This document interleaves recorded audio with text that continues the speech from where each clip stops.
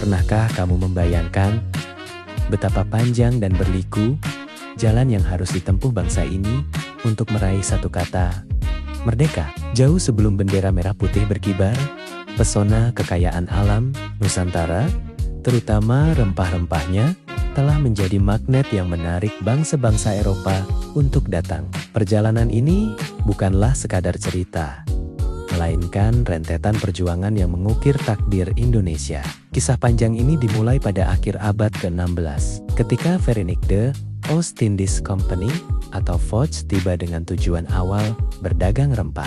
Namun, niat dagang itu perlahan berubah menjadi hasrat menguasai. Di bawah tokoh seperti Jan Pieterszoon Koen yang mendirikan Batavia, VOC secara bertahap menancapkan kekuasaannya melalui monopoli, perjanjian licik, dan peperangan.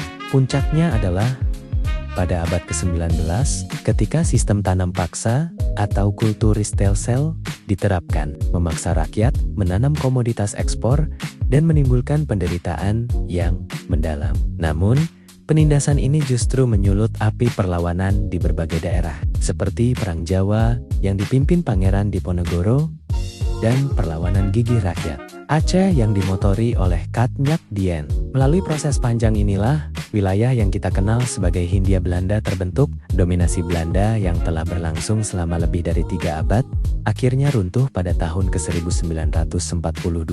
Jepang datang dengan propaganda sebagai saudara tua dan janji kemerdekaan, berhasil mengusir Belanda dari Nusantara. Meskipun pendudukan Jepang juga membawa penderitaan, periode ini menjadi titik balik penting.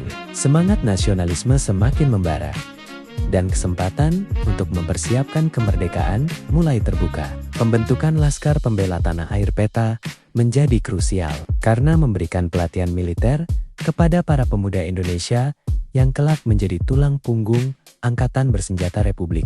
Seiring kekalahan Jepang dalam Perang Dunia Kedua, pada Agustus tahun 1945, Indonesia berada di ambang momentum bersejarah. Para pemuda mendesak tokoh-tokoh bangsa untuk tidak lagi menunggu janji manis penjajah. Dengan keberanian dan visi yang tajam, dua proklamator kita, Soekarno dan Muhammad Hatta, atas nama bangsa Indonesia, memproklamasikan kemerdekaan pada tanggal 17 Agustus tahun 1945. Sebuah momen sakral yang menandai lahirnya sebuah bangsa yang berdaulat. Namun, proklamasi bukanlah akhir dari perjuangan. Belanda, dengan bantuan sekutu, berusaha kembali merebut tanah jajahannya melalui agresi militer. Bangsa yang baru lahir ini harus kembali mengangkat senjata dalam perang kemerdekaan. Sambil terus berjuang di meja perundingan, darah dan air mata tumpah di mana-mana. Dari pertempuran Surabaya hingga Bandung Lautan Api, perjuangan tanpa henti ini akhirnya membuahkan hasil. Melalui konferensi meja bundar KMB pada akhir tahun 1949, dunia internasional, termasuk Belanda, secara resmi mengakui kedaulatan Republik Indonesia.